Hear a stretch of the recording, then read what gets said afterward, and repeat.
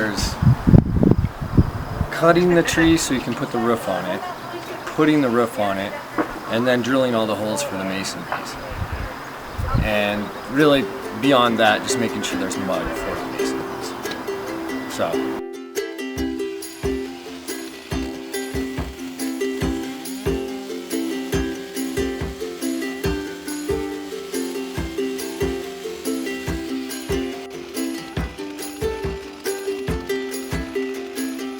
We have a delightful roof for this little mason bee cottage, and the reason that this is going to work is because water will hit this cedar and then it will fall off the drip edge.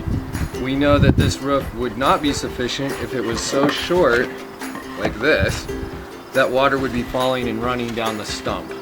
Then it might get into their homes and they build their nest out of mud, and water ruins mud, so that wouldn't work. So no.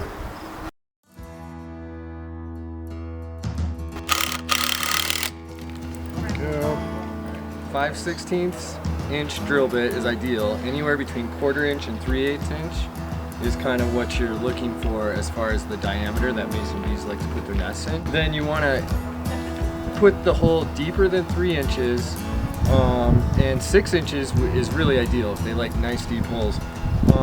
We don't want to drill all the way through this stump because that would not be what we're looking for. So we'll probably set a tape guide on this just so we don't drill too deep.